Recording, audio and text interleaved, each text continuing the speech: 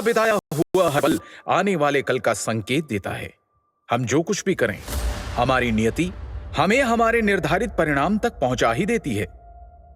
नियति ने नील वायुपुत्र को बना डाला युवराज से गुलाम, और फिर उस गुलाम को बना डाला इस युग के सबसे बड़े महायुद्ध का एक सर्वशक्तिमान योद्धा। लेकिन कैसे? ये कहानी है सुंदरनगर राज्य की, जिसे समझने के लिए हमें वक्त में थोड़ा पीछे जाना होगा। करीब 1200 साल पहले सप्त सिंधु के उत्तरी क्षेत्र पर सुंदरनगर का ही शासन था। सुख समृद्धि और ऐश्वर्य से भरपूर सुंदरनगर पर सबकी नजर थी। लेकिन वक्त बदलते देर नहीं लगती। नियति के चक्र से ना आम इंसान बच पाता है, ना राजा और ना ही कोई राज्य। अचानक राक्षसों की एक बड़ी फौज ने सुंदरनगर पर हमला कर दिया। वो लड़ाई इतनी भयानक थी कि पूरी धरती लाशों से ढक गई। राक्षसों ने सभी ताकतवर योद्धाओं को बेरहमी से मार डाला। कई प्रतिभाशाली युवाओं को तो वो जिंदा ही निगल गए। वो दृश्य इतना भयानक था कि उसके बारे में सोचकर ही किसी की भी रूह कांप जाए। अपनी तबाही का मंजर देखते हुए सुंदरनगर की उम्मीद तब जगी जब न जाने कहां से एक दिव्यात्मा प्रकट हुए। वो थे ऋषि भृगु।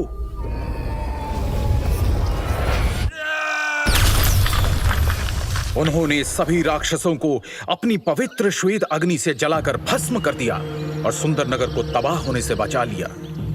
उसके बाद भृगु ऋषि ने राज परिवार के वर्तमान राजा को 2 दिव्य औषधीय गोलियां और जीवन के सूत्र नामक एक पुस्तक देते हुए कहा, हे राजन, इस पुस्तक में दिव्य शक्तियों के सूत्र है। इस पुस्तक की रहस्यमय दिव्य शक्तियों को जागृत करने वाला व्यक्ति संपूर्ण मानव जाति का कल्याण करेगा। उनके द्वारा कहे गए ये शब्द बादलों में होती गर्जना की तरह पूरे क्षेत्र में गूंज उठे। तब से लेकर अब तक पीढ़ी दर पीढ़ी कई लोगों ने उस पुस्तक को पढ़ा, लेकिन कोई भी उसमें लिखे किसी भी तरह के दिव्य सूत्र को खोजने में सफल नहीं हुआ। वक्त बीतता गया। इंसान की लालसा, जलन और गद्दी की चाहत के चलते राज परिवार के बीच अनबन और राजनीति सुंदरनगर को पतन की ओर धकेलती चली गई। फिर कई सालों बाद वायुपुत्र परिवार के वंशज वीरेंद्र वायुपुत्र ने महाराज बनकर सुंदरनगर की बागडोर संभाली और अपनी निष्ठा और ईमानदारी के साथ उसे उत्थान की ओर ले चले। परंतु उनके धूर्त भाइयों को महाराज वीरेंद्र वायुपुत्र की तरक्की रास नहीं आ रही थी। महाराज वीरेंद्र के पराक्रम के सामने उनके सौतेले भाई यजुवेंद्र और नागेंद्र दोनों फीके पड़ जाते थे। महाराज अपनी प्रजा का खूब ख्याल रखते थे और प्रजा भी उन्हें बेहद पसंद करती थी। महाराज सुंदरनगर की प्रतिष्ठा को वापस ऊंचाइयों पर ले जाने की हर मुमकिन कोशिश कर रहे थे। यहां तक कि पास के शक्तिशाली श्यामल साम्राज्य के सम्राट बिंदुसार भी महाराज वीरेंद्र से रिश्ता गहरा करने के लिए राजी हो गए थे, जिसके चलते उन्होंने अपने परिवार की किसी एक बेटी की शादी सुंदरनगर के युवराज से करने का वचन दिया था। लेकिन साथ ही महाराज वीरेंद्र के खिलाफ पनप रहा था एक षड्यंत्र। लालच और ईर्ष्या की आग में जलते दोनों भाई नागेंद्र और यजुवेंद्र कई सालों से महाराज के खिलाफ एक चाल चल रहे थे। एक तरफ उन्होंने धीरे धीरे करके राज्य के कुछ खास लोगों को अपने साथ कर लिया, वहीं दूसरी तरफ महाराज के वफादार, जिन्हें वो अपने साथ शामिल नहीं कर सकते थे, उन दोनों ने उन सबको महाराज के साथ ही मार डालने का षड्यंत्र रचा। महाराज वीरेंद्र का बेटा युवराज नील वायुपुत्र बहुत ही प्रतापी बच्चा है।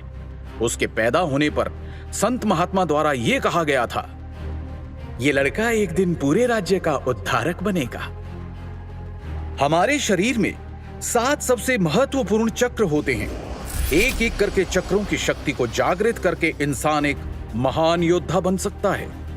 मात्र 13 वर्ष की आयु में नील वायुपुत्र अपने पहले और सबसे मुश्किल चक्र यानी मूलाधार चक्र के शिखर पर पहुंच गया था, जिसकी वजह से हर कोई उसे सुंदरनगर के उद्धारक के रूप में देखने लगा था। उन्हें लगता था कि नील के नेतृत्व में वो एक बार फिर से पूरे उत्तरी क्षेत्र पर शासन कर सकेंगे। सबको लगता था कि नील वायुपुत्र अपने पिता के नक्शे कदमों पर चलते हुए सुंदरनगर को नई बुलंदियों पर पहुंचाएगा। महाराज भी नील को छोटी उम्र से ही अपने साथ राज्य के कार्यों में शामिल किया करते थे। पता नहीं क्यों, लेकिन नील को कभी भी अपने दोनों चाचा कुछ ठीक नहीं लगते थे और उसे यह भी समझ नहीं आता था कि उनकी धूर्तता को महाराज क्यों नजरअंदाज कर देते हैं। श्यामल साम्राज्य के सम्राट के साथ संधि महोत्सव करने के बाद सुंदरनगर में भी उत्सव का माहौल था। राजमहल में 13 साल का नन्हा युवराज नील भागते हुए बड़े से कमरे का दरवाजा खोलकर अंदर आता है। वो कमरा बहुत ही भव्य था।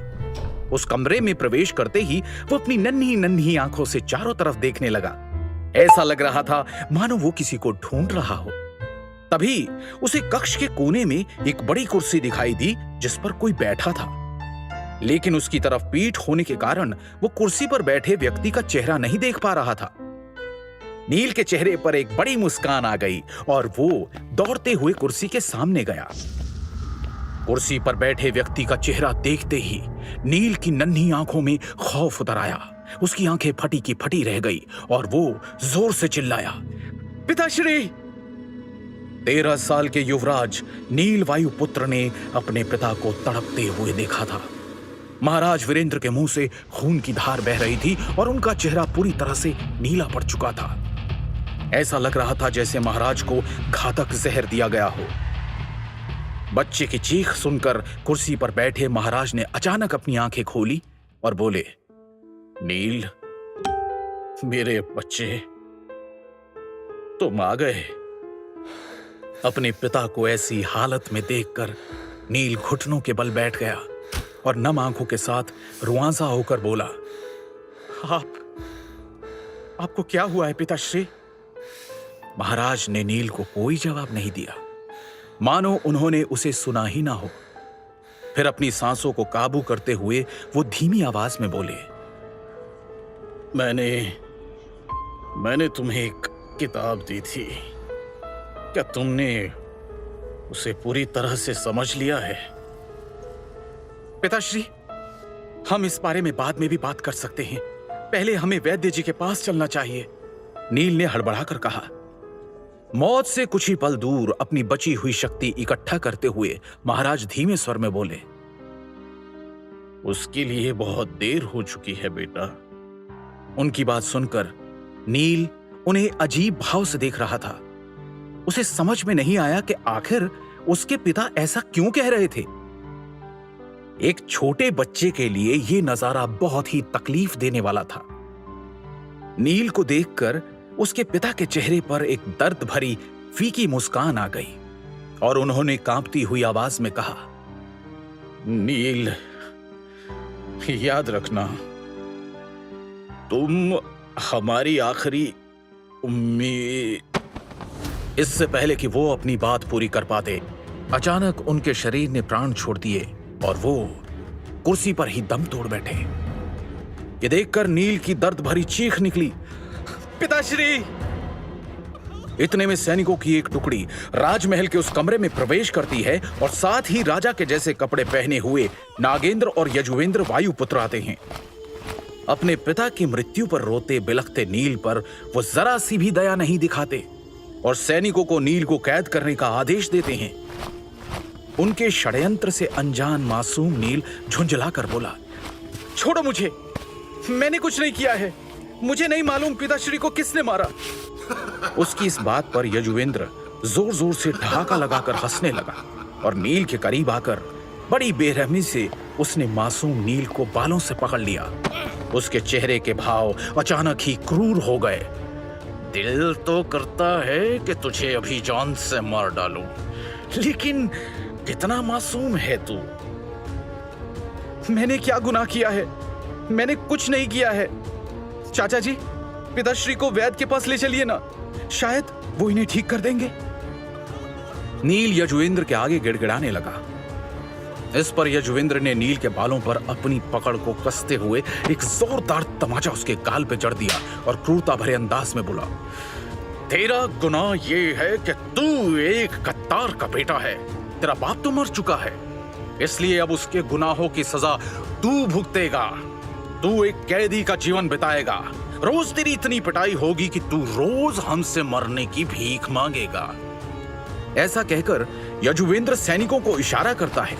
उसकी आज्ञा का पालन करते हुए सैनिक नील को कारागृह ले जाने लगते हैं कि तभी पीछे खड़ा नागेंद्र एक तिरछी मुस्कान के साथ कहता है, अगर तेरी बहन नीलिमा सप्त सिंधु आश्रम न गई होती तो मैं उसे खुद अपने हाथों से सजा देता।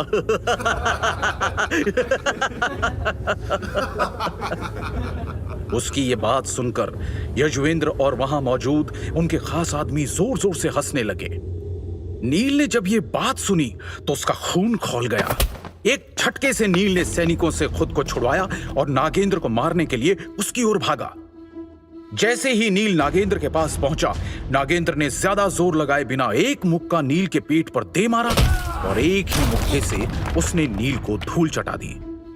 दर्द से बिलखता नील वहीं जमीन पर पड़ा रहा, जिसे देखकर वहां मौजूद सभी लोग एक बार फिर जोर जोर से हंसने लगे।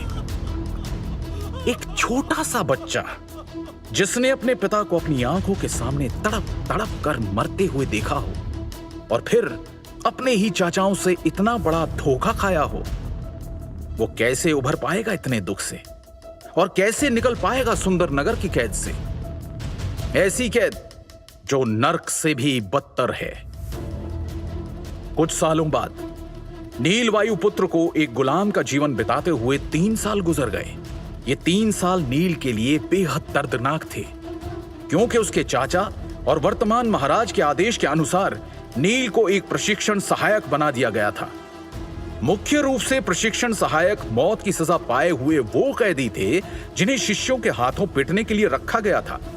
सभी शिष्य अपनी तकनीकों और शक्तियों का परीक्षण इन सहायकों पर ही करते थे, यहां तक कि उन्हें पलटवार करने की भी अनुमति नहीं थी। कैदियों की सुध लेने वाला कोई भी नहीं था। इनमें से कितने ही गुलाम हर साल मारे जाते थे या फिर अपंग हो जाते थे। जहां तक नील की बात है तो वो मौत की सजा पाने वाला कोई आम कैदी नहीं था। वो सुंदरनगर साम्राज्य का पूर्व युवराज था, जो पिछले 3 सालों से प्रशिक्षण सहायक बनकर लगातार मार खा रहा था। नील वायुपुत्र ने इन 3 वर्षों में इतने हमले, अपमान और पीड़ा झेली थी कि जिन्हें गिना भी नहीं जा सकता। उसने अब इसे ही अपनी नियति मानकर जीना सीख लिया था। रात का समय, दिन भर की पिटाई के बाद सभी कैदियों को उनके कारागार में डाल दिया गया। नील अभी सिर्फ 16 साल का है। उसका शरीर दुबला लेकिन चेहरा सुंदर है। अपनी चमकती नीली आंखों के साथ वो अपने कारागृह में दीपक के मंद प्रकाश में एक फटी पुरानी किताब को निराशा से देख रहा था। वो उस पुस्तक को एक बार फिर से पढ़ने की कोशिश कर रहा था। यह किताब उसके पिता द्वारा उसको मिला हुआ आखिरी तोहफा था। पुस्तक देते समय उसके पिता ने उससे कहा था, बेटा नील, यह पुस्तक हमारे पूर्वजों की पवित्र धरोहर है और ये हमारे कुल के पुनरुद्धार में सहायक होगी। मुझे विश्वास है कि तुम ही हमारे कुल का उद्धार करोगे। याद रखना बेटा, मानवता ही परम धर्म होता है। अपने पिता के वो शब्द नील के कानों में गूंज गए। वो धीरे से फुसफुसाया, भृगु ऋषि की इस किताब को मैंने 10 बार पढ़ा है। इसके अंदर के सूत्र काफी अच्छे हैं, लेकिन मानवता ही परम धर्म है। मैं इस कथन से सहमत नहीं हो सकता। दीपक की हल्की लौ को देखते हुए उसने एक उदासी भरे स्वर में खुद से कहा, यदि मेरे पिता इतने दयालु और उदार नहीं होते, मानवता को परम धर्म नहीं मानते, तो आज हमारे राज्य की यह दुर्दशा नहीं होती और ना ही मेरे पिता की मृत्यु होती। मैं अपने पिताश्री की मौत के जिम्मेदार हर इंसान को खोज निकालूंगा और खुद अपने हाथों से उन्हें नरक से भी भयानक यातना दूंगा। पिछले 3 सालों में हर रोज न जाने कितनी बार नील वायुपुत्र ने यह प्रतिज्ञा ली थी, लेकिन वो खुद नहीं जानता था कि वो अपने मकसद में कामयाब कैसे होगा। सभी समस्याओं का समाधान देने वाला कोई सूत्र, कोई उपाय या फिर शायद कोई जादुई मंत्र उस किताब में छुपा था, जो आज तक अनेक बार पढ़ने पर भी उसे नहीं मिला। लेकिन नील हार नहीं मानता और उस नन्हे दीपक की रोशनी में एक बार फिर किताब पढ़ने लगता है। क्या है नील की नियति? क्या नील कभी इस कैद से निकल पाएगा? क्या वो अपने पिता को इंसाफ और उनका खोया हुआ सम्मान वापस दिला पाएगा? क्या है भृगु ऋषि की किताब का रहस्य? और कैसे बनेगी ये किताब नील की सबसे बड़ी ताकत? सवाल है अनेक, और हर सवाल का एक दिलचस्प जवाब पाने के लिए बस सुनते रहिए